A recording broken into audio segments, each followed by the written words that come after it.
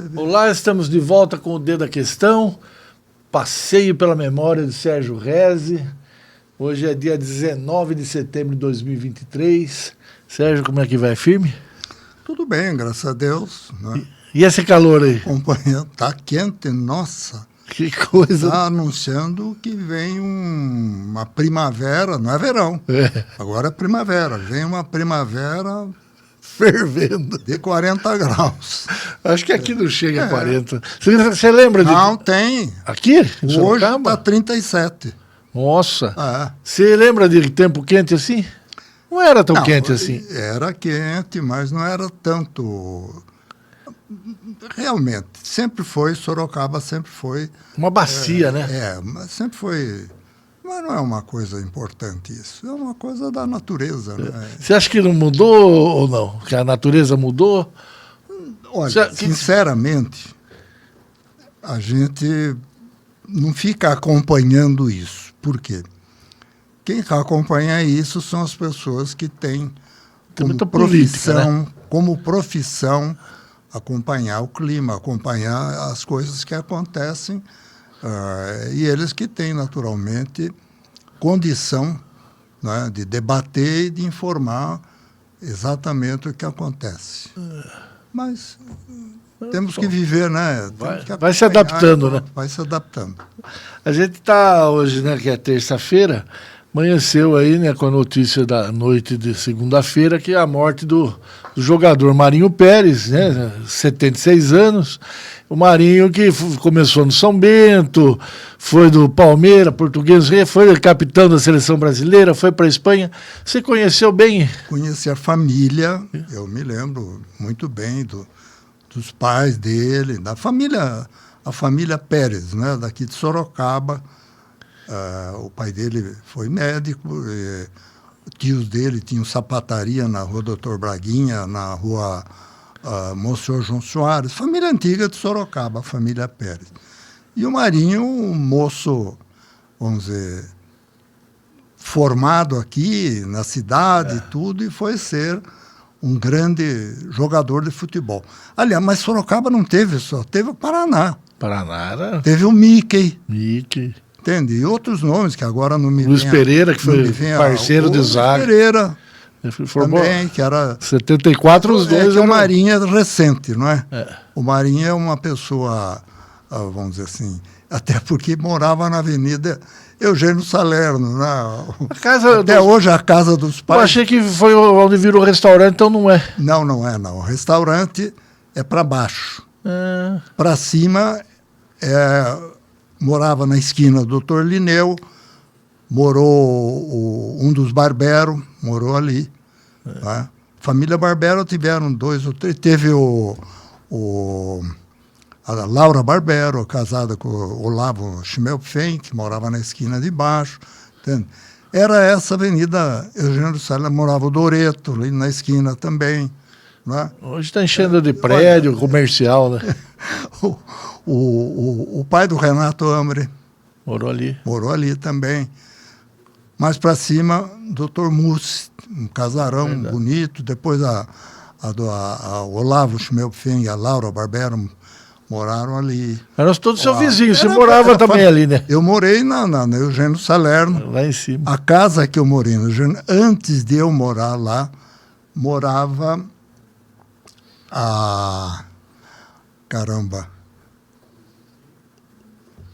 o Zé Leite. Branca Leite e Zé Leite. Olha só. E tinha o irmão deles, que era o Luiz Leite, que depois mudou para Itu. Né? Era uma família. Depois, na esquina de cima, a casa de cima, morava o Nivaldo Dias Batista. Era essa turma que morava. Do lado de lá era todo o pessoal do seminário. Né? Mas você descendo, né, o João Caracante morava ao lado de onde hoje é um prédio meu lá. Tinha mais outro prédio que fizeram depois um prédio de apartamentos, era a família, eu não lembro os nomes.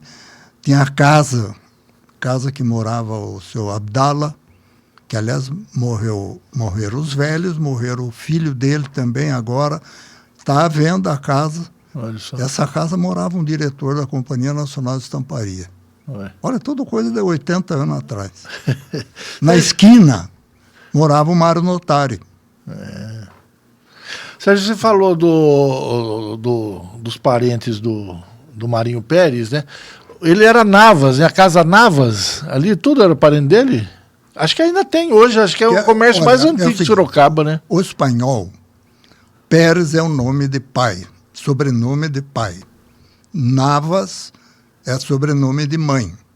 Então você verá, o Marinho tinha Ulibarra também. Ulibarri, É. entende? Eu me lembro muito bem das irmãs dele, que estudaram com as minhas irmãs no tempo do Colégio Santa Escolástica, entende? Que era a juventude, as moças de Sorocaba estudavam no Colégio Santa Escolástica, um pouco no Ciências e Letras, outro pouco no Ginásio do Estado, entende? Era essa Sorocaba daquele tempo. Que vai... O Sérgio, a gente está no mês de setembro, né? E a gente teve no dia 11 dois fatos, né? Foram 50 anos de que o Pinochet tomou o poder lá no Chile e o 11 de setembro, 22 anos do 11 de setembro. Você lembra desses dois momentos, 20 anos atrás, 50 anos atrás? O que você lembra dessa... Não, eu lembro Mas teve impacto... quando o Pinochet tomou o poder, né? Tomou o poder lá no Chile. Como que foi a repercussão aqui? Não, foi uma repercussão para nós aqui. Não significou nada. Não teve nada. Nós vivíamos aqui também no regime, vamos dizer, militar, né? Que estava ali tudo no contexto. Que tinha. E o 11 de setembro me foge. Que foi as Torres Gêmeas. Aquele ataque... É o seguinte, lá na Nova York tem aqueles prédios, entende? E aquilo foi um susto. Foi né? loucura, surto. Porque ali a gente já tinha... O camarada pega... celular, já tinha tudo. Toma né? um avião e joga o avião em cima daquelas torres, né? Não teve repercussão, lógico, mas aquilo foi rapidamente superado, porque Estados Unidos não teve nenhum... Enfim, agora... vamos voltar para Sorocaba um pouquinho. O que eu sempre provoco você com essas efemérides é isso, né? Para tentar ver como que a cidade sentiu aquelas... As repercussões, no caso do 11 de setembro, no caso do Chile... Tô com a vida. Longe daqui, muito longe daqui, não tiveram repercussão grande aqui. Agora, o que eu acho que a gente devia dar uma olhada, por exemplo, Sorocaba... está crescendo. Hoje, como você vê, a cidade, eu já comentei aqui, para meu desgosto, a gente passa na Praça Coronel Fernando Prestes, você olha Sorocaba Clube, você olha o Recreativo, você olha o Círculo Italiano, eu me lembro que tinha o Bar Paraíso, e em cima do Bar Paraíso era um clube sírio-libanês, pequeno, mas tinha clube sírio-libanês. Né? As lojas, famílias, por exemplo, morava ao lado do Sorocaba Clube, morava o seu Totó Amaral. Entende? A casa está lá, a fachada. Derrubaram tudo dentro, agora é estacionamento. É verdade. Ao outro lado, vieram... tinha era um bar, era uma casa, depois virou bar. Era o bar Iaiá. Sérgio, você está lembrando dessas coisas? Eu tenho uma questão que... as pessoas, elas caminhavam muito naquela época. As calçadas eram como hoje? Que não dá, hoje eu vou falar. Esse é um assunto que eu gostaria de falar. O que a gente vê em Sorocaba hoje... As calçadas não são feitas para as pessoas andarem. E as ruas também não são feitas para os veículos andarem. E não era assim, né? Não era assim. Eu posso até dizer para você que a Rua de São Bento era de paralelepípedo. Olha só. Passava o bonde. Na São Bento, na 15. depois que foi asfaltada, tá certo? E o que você vê hoje? Por exemplo, eu não sei de onde veio essa invenção de fazerem lombadas. São lombadas. Sabe onde eles fazem a lombada? Na subida. O veículo começa a subida, tem uma lombada. Ele tem que reduzir a marcha, forçar o motor, consumir mais combustível para passar aquela lombada. Para que a lombada? É para você diminuir a velocidade. Mas na subida, a velocidade você reduz na descida. Na descida da 15 de novembro, no Largo do Canhão, não tem lombada. Na descida, na subida tem. Me explica. Por que precisa a lombada na Souza Pereira? E logo no começo da Souza Pereira tem lombada. Tem um semáforo, inteira, lombada assim, para subir. Cidade Agora, a descida da 15 de novembro não tem lombada. Sabe, eu não sei quem são os técnicos, né, que olham isso. Ou você vai para a cidade, está cheio de lombada. Né? Por exemplo, a Avenida Afonso Vergueiro, uma avenida larga, uma avenida que tem como limite de velocidade, está lá as placas, 60 km por hora, você começa a subir, depois que você passa a Padaria Real, começa a subir, tem uma lombada enorme lá. Aliás, tem na descida também essa. Hoje eu passei por lá e eu falei, bom, isso aí é para as pessoas atravessarem. Eu passo sempre por ali. Você não vê gente subindo a pé ou descendo a pé a Afonso Vergueiro. Para que aquela lombada de travessia? Os carros têm que reduzir a velocidade, engatar a marcha, acelerar, consumir mais combustível. Então, coisas que não dá para entender da cabeça de quem que sai isso aí. E não era assim, né, Sérgio? Não era. Você acha que não era porque tinha um pouco... Aliás, não era asfaltado. Então. Era tudo... O calçamento era paralelepípedo, você tinha o bonde, não é? Os trilhos de bonde na Álvaro Soares, Monsenhor João Soares, na Monsenhor João Soares não, na Álvaro Soares, na Souza Pereira, na Nogueira Padilha, entende? E até o Cerrado, passa a Rua da Penha, entende? O que se tem como justificativa ou premissa é de que esse é um equipamento para proteger o pedestre, que o motorista ele ficou muito agressivo, os carros ficaram potentes, de que ele não respeita. Se fosse por isso, na Avenida Afonso Vergueiro, ou melhor, na Marginal, né? Na Marginal devia ter a cada 50 metros uma lombada,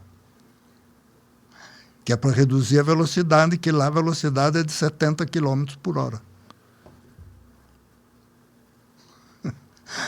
Não tem explicação. Entende? Não tem explicação. Agora, que há falta de educação do motorista em respeitar semáforos, sinais, isso a gente percebe que o motorista nem sempre... vamos dizer, se comporta com a devida responsabilidade, tá? Mas não é a lombada que vai fazer ele ser responsável.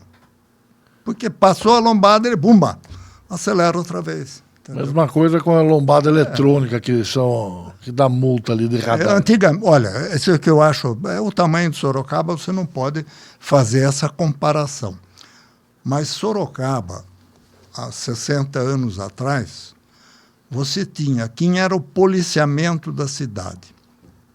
O policiamento da cidade tinha a chamada Força Pública do Estado de São Paulo, que depois virou Polícia Militar.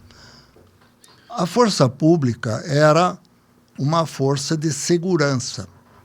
Entende?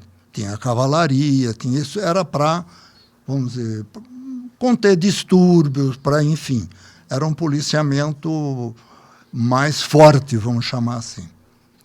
E você tinha a Guarda Civil. A Guarda Civil, inclusive, a sede era ali na rua, no fundo da Catedral, Isso. ali na a Rua Padre Luiz, Padre Luiz. era a sede da Guarda Civil. O que a Guarda Civil fazia? A Guarda Civil tomava conta do trânsito. Tinha poucos semáforos em Sorocaba, né? A Guarda Civil tomava conta do trânsito. A cidade era menor, lógico, a cidade era menor, mas você tinha. Você olhava, já via o Guarda Civil, eles tinham o fardamento azul, e eles eram presentes em tomar conta do trânsito e tomar conta. Eu, muitas vezes, fui parado, o Guarda Civil mandava eu parar e pedia meus documentos, para ver se eu tinha carteira de motorista, se o documento do carro estava em ordem. Hoje você não vê mais isso na cidade. Sérgio, você falou do motorista e tal. Você acha que o problema está na formação do motorista? Você acha que o problema é emocional? Ele se transforma ali, o motorista ele se acha empoderado no carro? Olha, não é o motorista, é o cidadão. O motorista de veículo, de ônibus, de caminhão, de automóvel, ele é um cidadão. Se ele é uma pessoa que não respeita as leis, não respeita o trânsito como deveria ser isso aqui, esse é um problema de educação. É um problema de escola, é um problema, enfim, é um problema de povo. Cidadania. É, cidadania, entende? Então, o motorista é um cidadão. E você não é um cidadão. E você vê também campanhas publicitárias falando sobre isso, sobre aquilo e tal. E uma coisa que eu sinto falta, outro dia eu já comentei aqui, quem saía do ginásio do Estado, ali cruzava Eugênio Salerno, no Largo, tinha a Guarda Civil, tinha um guarda, e ali não, ali era a Polícia Militar, a Força Pública, também no Largo do Rosário. Eles estavam aí na hora que as crianças entravam e saíam das escolas, no Padilha. Teve uma época que a gente... Ali no Padilha tinha, né? para atravessar, saía do grupo Padilha para atravessar Cesário Mota, tinha um guarda ali, um policial da Força Pública, não era mais o Guarda Civil, já era da Força Pública. Sabe que você lembrou aí, né? Semana passada, são 4 adolescentes chegaram, a escola começa às 7, eles chegaram às 6h30 da manhã, estavam na porta do ginásio do Estado, do Estadão, aí 2 pararam de moto, assaltaram os 4 meninos. Não tinha, porque você não tem, além de ser um problema de segurança da cidade, né? Mas você não tem mais esse guarda. Você chegou a uma época que você tinha em todas as escolas, né? Hoje são mais de 100 escolas. Era um guarda de trânsito, mas estando fardado, ele impõe respeito. Entende? O camarada que vai para fazer assalto, ele evita estar ali por perto de onde tem um policial fardado. Entende? Mas isso que nós vamos fazer? A gente vai entrar aí numa discussão. E nós falamos logo no início, não é? Por que o motorista, por que o isso, por que... É o cidadão.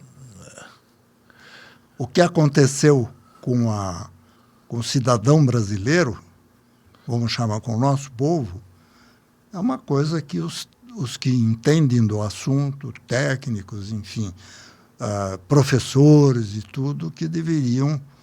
Não é? O que é bacana... explicar essa queda de qualidade na educação do povo brasileiro. O que é bacana... Quando eu falo educação, não é conhecimento. Falo educação é o trato, é a forma como a pessoa se comporta perante a sociedade. O bacana desse passeio pela memória aqui com você é isso, né? A gente entender que nós, num determinado momento, tinha um tipo de sociedade e que hoje a gente tem um tipo de sociedade diferente, é a origem das mesmas pessoas, né? Todo mundo... Eu já comentei aqui que os professores do Padilha, professores não falo do Santa Escolástica, porque lá eram todas as madres, né? Mas os professores do ginásio do Estado, né, do Ciências, da escola profissional, que era ali a escola profissional, ela foi na rua Monsenhor João Soares. Depois que ela foi perto da rodoviária lá. Não, na Barão do Rio Branco, não é Monsenhor João Soares. Na Barão do Rio Branco, onde hoje tem o prédio da Telefônica. Olha só. Ali era um prédio antigo. Depois ela foi aquela maravilha, que é aquela beleza, que é a escola, a gente chamava escola profissional. Entende? Porque ela ensinava para os rapazes trabalhos manuais e para as moças costura, enfim. No ginásio do Estado, coisa, não se aprendia isso. Era profissionalizante. Era outro tipo, né? Então, mas é isso que a gente vê, não é? Os professores tinham a mesma importância e o mesmo respeito que o juiz de direito. Tinham mais os vereadores, até porque muitos vereadores de Sorocaba eram professores. E entende? Hoje a gente tem não é. A gente estou fazendo vamos dizer assim, como é que a sociedade brasileira se transformou. Entende? Eu não estou dizendo para pior ou para melhor. Não é essa questão. Fazendo, vamos dizer, uma comparação, até porque a cidade também cresceu muito, né? Mas era uma coisa tinha uma profundidade de respeito muito maior do que tem hoje. Sérgio, eu passei no centro esses dias e fiquei assim, tocado pela quantidade de comércio fechado. Você acha que o que a gente está passando é uma questão da economia, é uma questão das pessoas comprando muito virtualmente, estão indo para o shopping? Tem coisas... Você tem o comércio de shopping. É um comércio diferente do comércio da Rua 15 de Novembro, da Nogueira Padilha, enfim, desses pequenos comércios. Você não tinha, antigamente, grandes lojas de comércio.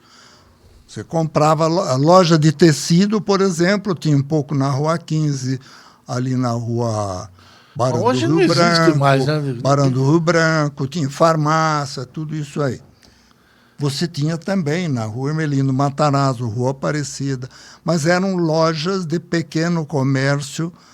O maior comércio que tinha ali, por exemplo, na Barão do Rio Branco, lojas pernambucanas. Você tinha a loja Bom Gosto, da família Caçar, eram lojas, né? Você tinha a Casa Zenico, né? Então, o comércio era mais no centro da cidade. Por quê? Porque as pessoas convergiam para o centro. O que tinha mais fora, por exemplo, a Rua Aparecida, Nogueira Padilha, tinha comércio também, mas tinha mais, vamos dizer, bares, enfim. Você acha que a tendência pequeno comércio. É o centro deixar de existir? Não, mas o pequeno comércio, ele existe ainda.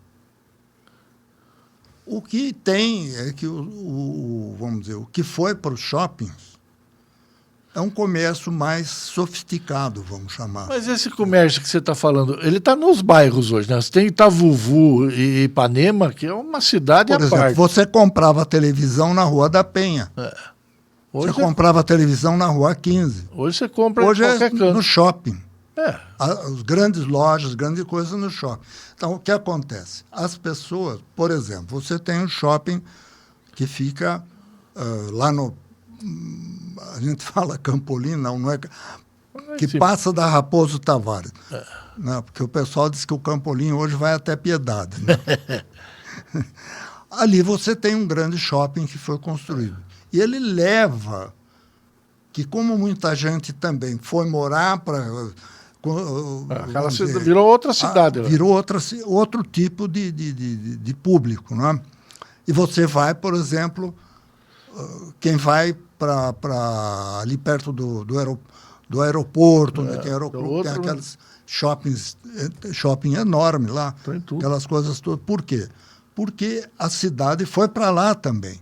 Então precisou você levar o comércio para lá. Você acha que o centro vai acabar?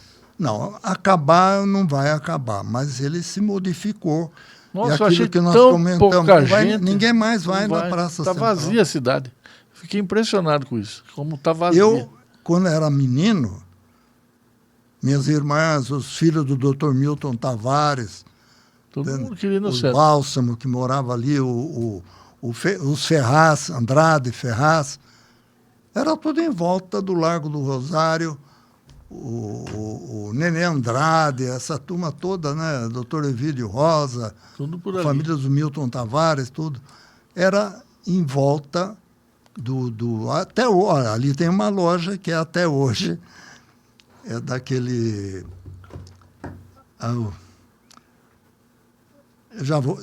Já me vem o sobrenome. Tá, mas a família Stefan, a mãe era Stefan, o pai era o outro. Então era tudo por ali. A gente tá vendo... Você sabia que Sorocaba tinha Hotel Vicente, hoje é um estacionamento. Era um belo hotel. Tinha Hoje- Hotel Sorocaba, na Rua São João Soares. Hoje os hotéis eles estão todos na zona industrial, ali na região do shopping. Né? Mudou. A gente tá vendo isso. É bom lembrar. Não, são lembranças que a gente tem. Ao mesmo tempo, vamos dizer, são sentimentos, hoje são do meu tempo. Por exemplo, no meu tempo de rapaz, meus 18, 20 anos, antes até um pouco, a turma, que era da minha turma, não tem mais ninguém. Não tem mais ninguém. Mas você vai longe. Nardi, Marins, Tavares, Barros, esse pessoal que a gente, vamos dizer, Será? juntos, bailes, o tempo, enfim. Mas você vai envelhecendo, você vai vendo e acompanhando isso. Acompanhando as mudanças e entendendo. Fazer o que é triste, mas estamos aí ainda para Testemunhar e contar. e E debater contar. um pouco sobre isso. Isso é importante. Sérgio, obrigado. Boa semana para você. Obrigado, eu que agradeço a oportunidade e a gente vai sempre falando, mas eu quero chamar bastante atenção sobre as calçadas de Sorocaba não são feitas para pedestres e as ruas não são feitas para veículos. Tomara que te escuta. Tchau, até a próxima. Boa semana para vocês também.